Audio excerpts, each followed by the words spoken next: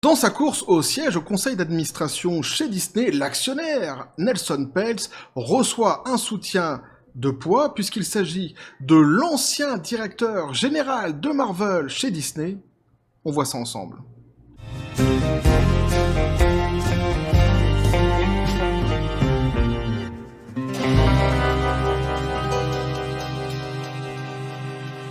Et c'est un sujet qui ne m'a pas été suggéré, non, par Jackie Chan. Le crêpiste, je sais pas si ça se dit d'ailleurs, crêpiste, un mec qui fait des crêpes en Bretagne.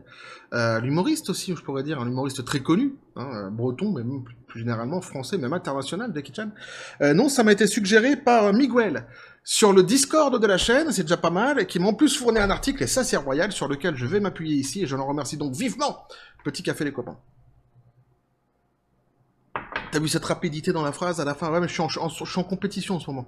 On est quelques-uns comme ça, on fait des vidéos sur YouTube notamment. On s'est mis en compétition là. Alors il y en a un qui est quand même assez balèze, qui est au Bangladesh, qui s'appelle Jean Eudes. Ouais, c'est bizarre pour un mec du Bangladesh, mais c'est en même temps, il fait ce qu'il veut. Hein. Il s'appelle Jean Eudes. Et alors il parle très très vite. Alors c'est exponentiel en plus. Il commence souvent très bas et il finit souvent très très haut. On sait pas jusqu'où il va aller. C'est impressionnant. Ah bah moi j'ai été impressionné hein, de toute façon. J'ai dit, j'étais à deux doigts de jeter l'éponge. Hein. C'est bien parce que personne m'a demandé de rester que je suis resté. Ouais, dans la compétition évidemment. Donc, c'est la fin de semaine, on fait ce qu'on peut. Nelson Peltz, pour ceux qui ne le remettent pas, un actionnaire chez Disney qui a déjà essayé par le passé d'obtenir des sièges au conseil d'administration à la maison Grandes Oreilles et qui dernièrement est devenu un actionnaire majoritaire chez Disney. Il reçoit ici donc un soutien de poids en la présence donc en la personne plutôt de l'ancien directeur général de Marvel chez Disney, de son prénom Ike, de son nom Ike, Ike Perlmutter, je sais pas pourquoi. Ike Perlmutter, pour ceux qui me suivent sur la chaîne, vous devez déjà connaître ce nom-ci, puisqu'on en a parlé il y a quelques semaines, quelques mois de cela, où on avait vu que c'était fait lourder justement par Disney. Et donc on va se rendre compte qu'en plus, donc le monsieur c'est un soutien de poids, parce que bon, déjà, c'est un actionnaire chez Disney. Ensuite, il connaît très bien la maison aux Grandes Oreilles. Il a encore des connexions à l'intérieur, évidemment. Et surtout, il allie les actes à la parole. On va voir justement ce qu'il en est ici. Il y a pas mal d'informations que j'ai réussi à choper qui sont assez intéressantes, notamment une information qui est plutôt une réponse à une question qu'on pourrait se poser dès le début. Est-ce que Monsieur Perlmutter ne fait-il pas cela pour essayer de revenir justement, reprendre un poste chez Disney ? On va voir justement ce qu'il en est avec les informations que j'ai pu choper ici et là. On va d'abord commencer avec la bourse chez Disney. Qui est revenu donc à 83,29. C'est assez pitoyable pour Disney, mais c'est pas mal, parce que dernièrement, de toute façon en ce moment ils plafonnent entre 83 et 84, hein. Mais dernièrement ils étaient descendus en dessous de 80. Eh ouais, tout de même. Donc c'est quand même assez chaud. Donc là 83. Alors, ils étaient descendus juste après... alors, ils avaient fait une remontada à 84 dès lors que, justement, Nelson Peltz avait dit qu'il demanderait des sièges au conseil d'administration chez Disney. Et quelques jours après, j'avais dit dans une précédente vidéo, Bob Iger, le PDG de Disney, avait annoncé un nouveau directeur à la diversité, ou plutôt une directrice, et ça avait fait chuter immédiatement la bourse. Ah ouais, mais c'est comme ça, en dessous des 80$. Donc ça, c'était pour la bourse, hein, qui, bon, remontait à 83, mais c'est pas non plus fabuleux, évidemment, pour Disney. Et donc on nous dit, Nelson Peltz et Ike Perlmutter à la charge contre Disney. L'actionnaire activiste Nelson Peltz tente une énième fois d'obtenir des sièges au conseil d'administration de Disney. Mais tu vois, c'est ça qui est usant, franchement, dans les journaux français. Ils m'usent, moi, sans déconner, je t'assure. Par des espèces comme ça de tournures de phrases, où on comprend bien que de toute façon, à la base, ça les emmerde, que Nelson Peltz il soit là où il est, et qu'en plus, il y ait Perlmutter qui soit arrivé derrière, parce qu'ils sont tellement mariés à la base à Disney et au côté woke de la force. Mais tu vois, quand ils disent « tente une énième fois », le type, il a tenté qu'une fois, quoi. Et il a tenté qu'une seule fois d'avoir des sièges au conseil d'administration, et là, il revient quand même en force, avec pas mal d'actions, justement, dans les poches. Donc, c'est normal qu'il fasse cette demande. Mais voilà, c'est la tournure de phrase dès le début, quoi. Donc, au conseil d'administration de Disney, il est désormais un allié officiel en la personne de l'ancien cadre de Marvel, Ike Perlmutter, remercié il y a quelques mois par l'entreprise dans le cadre d'un grand plan de licenciement mené par Bob Iger. Alors, faut d'abord savoir qu'en plus, Nelson Peltz, donc je l'avais déjà dit dans les précédentes vidéos, n'aime pas du tout Bob Iger, il l'a dans le pif, mais Ike Perlmutter aussi déteste particulièrement Bob Iger. Eh oui. L'ancien président de Marvel Entertainment, Ike Perlmutter, a confié sa participation dans la société à Nelson Peltz, qui a récemment lancé une nouvelle attaque contre le géant des médias. Comprenez bien, hein. Ike Perlmutter, mais on va revenir après dessus plus précisément, a confié sa participation dans la société à Nelson Peltz. Pour ça que je disais, il allie les actes à la parole, le jeune homme. Dans le soutien, évidemment. Qui a donc récemment lancé une nouvelle attaque contre le géant des médias. Le milliardaire a été évincé de son poste de président de Marvel Entertainment à la suite des licenciements massifs opérés par la société en mars et reste l'un des plus grands actionnaires indépendants de la société. Ça, c'est quand même pas n'importe quoi, le type. Il fut écarté à l'époque dans un contexte économique, mais il s'agissait vraisemblablement d'un faux prétexte. Oui, c'est une certitude, c'est une vengeance, évidemment, de la part de certains dans la direction de Disney, et notamment avec le soutien très appuyé, la parole très appuyée de Bob Iger, pour qu'il puisse dégager, évidemment, en tous les cas, de la direction de Marvel. La direction de Disney et Bob Iger, son rival en particulier, et oui, essayaient de s'en débarrasser depuis un moment. Voilà, c'est exactement ce que j'étais en train de dire. Quand il échouait à faire intégrer l'activiste Nelson Peltz au directoire de Disney entre août et novembre 2022, décision fut prise en coulisses de l'écarter définitivement de Marvel et de toute l'entreprise lors de plans de licenciement. Alors, effectivement, il faut préciser que lors de la première demande de Nelson Peltz d'obtenir justement un siège au conseil d'administration chez Disney, il avait été soutenu à l'époque, donc par celui qui était encore en place à la direction de Marvel, donc un Ike Perlmutter. Il s'était retiré après Peltz dès lors qu'un plan avait été mis en place, plutôt présenté par Bob Iger. Il avait retiré là donc sa demande de siège au conseil d'administration en disant, bah écoutez, il a fait son plan, vous avez misé sur ce cheval, on va voir jusqu'où le plan va mener. Moi, j'ai pas d'intérêt à de toute façon nuire davantage à la société, donc je retire ma demande. Je garde un œil évidemment sur ce qui va se passer, et puis on avisera selon les résultats. Les résultats, on les connaît. Tout ce qu'a entrepris jusqu'à ici Bob Iger n'a fait que couler l'entreprise, et donc forcément, il s'est suivi après ce qu'on connaît maintenant, c'est-à-dire le rachat de plusieurs actions de la part de Nelson Peltz et cette tentative maintenant d'acquérir des sièges qui seraient pour le coup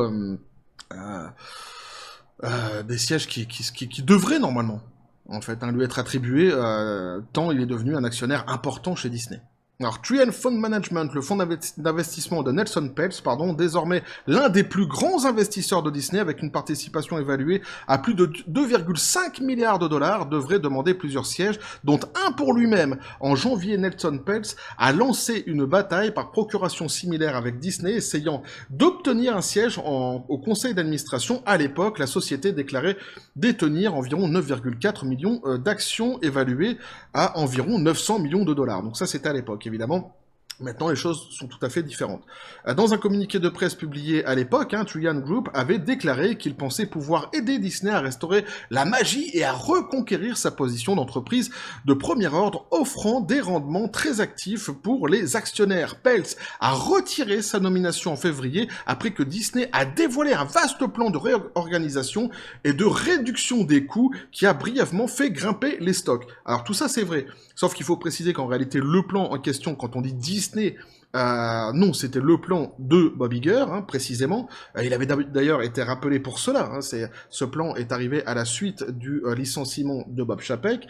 Et effectivement, lorsqu'il avait annoncé que des bonnes choses, quelque part, à l'ami Bobby, l'action avait, à cette époque-là, remonté. Elle est redescendue très rapidement derrière quand on a vu les effets de sa fameuse politique, qui consiste en gros à tout augmenter, et à licencier énormément. Voilà, la création, tout ça, c'est des trucs... divertissement, quelque part, pour une société dans le divertissement, on s'en fout. On s'en fout, c'est pas très important, d'accord, en tous les cas, à en croire Bob Iger. La récente décision de Peltz intervient alors que l'action de Disney a récemment été à son plus bas niveau depuis février 2014, tombant à un peu plus bas intra-journal de 52 semaines de 78,73 $ le 4 octobre. Donc on est descendu jusqu'à 78,73 $ le 4 octobre. Et ça, donc, hein, c'est ce que je disais, ça faisait suite aux annonces notamment de l'ami Bobby concernant sa nouvelle recrue au sein de l'entreprise de Disney, au poste de... c'était quoi, la direction de la diversité, un truc comme ça, je sais plus c'est quoi le nom, enfin c'est un nom ronflant comme ça pour dire en fait c'est un type, plutôt ici ce serait une dame qui va s'occuper de la diversité chez Disney. Et nanani nanana, donc Trian donc, a apporté sa participation au cours des derniers mois à plus de 30 millions d'actions, soit une hausse significative par rapport aux quelques 6,4 millions qu'elle détenait à la fin du deuxième trimestre. Donc elle est passée de 6,4 millions à 30 millions d'actions. Mais ça, on l'avait déjà vu par le passé. Ike Perlmutter a publié un communiqué. Et il dit donc, en tant que personne ayant un grand intérêt économique dans le succès de Disney, je ne peux plus voir l'entreprise sous-exploiter son grand potentiel. J'exhorte le conseil d'administration de Disney à accueillir immédiatement un ou plusieurs candidats du conseil d'administration de Trian, y compris le PDG et associé fondateur de Trian, Nelson Peltz. Je pense que Nelson et Trian peuvent aider les dirigeants de Disney à mieux gérer les défis et les opportunités de l'entreprise. Donc là, au moins, le message ici est clair. Et comme on a pu constater, ce jeune homme, monsieur Perlmutter, c'est pas non plus n'importe qui actuellement encore chez Disney, avec le nombre d'actions évidemment qu'il a. Sauf que on va se rendre compte d'ailleurs, ici il va justement être question de ses actions. Alors d'abord, on va revenir sur son éviction. Donc quand il s'était fait lourder de chez Disney, lui, en fait, il avait donc contesté la version officielle en disant en fait c'était simplement une excuse commode pour se débarrasser d'un cadre de longue date qui a osé remettre en question la façon dont l'entreprise mène ses activités. C'est pareil en plus, Perlmutter, c'est quelqu'un qui à la base est plutôt contre le côté woke de la force. Concrètement et clairement, il a déjà dit dans plusieurs journaux aussi. Le fait qu'il vienne apporter son soutien à Peltz, qui lui aussi n'est pas un grand fan de cette idéologie, et encore je dis ça, n'est pas un grand fan, c'est même gentiment dit, eh bien tout cela n'est pas un hasard, évidemment. Un nouveau rapport du Wall Street révèle que l'augmentation des actions de Peltz, et là c'est hyper intéressant. Eh oui, l'augmentation comme ça en flèche des actions de Peltz, ils sont pas dus uniquement à son portefeuille. On nous dit donc, dans Disney, est dû à une alliance avec Perlmutter. Laurent Thomas et Robbie Rieland du Wall Street Journal détaillent Perlmutter a déclaré qu'il avait confié sa participation dans Disney à Trian Fund Management de Peltz, alors qu'il se préparait à faire pression sur la société pour obtenir plusieurs sièges au conseil d'administration. La participation de Trian dans la société s'élève à environ 33 millions d'actions, maintenant, donc à ce jour, y compris les actions que la société d'investissement contrôle dans le cadre d'un accord qui donne à Peltz le pouvoir des votes exclusifs sur les actions de Perlmutter selon les sources proches du dossier. Donc dans ces 33 millions d'actions qui appartiennent maintenant à Peltz, il y a donc les actions de Perlmutter.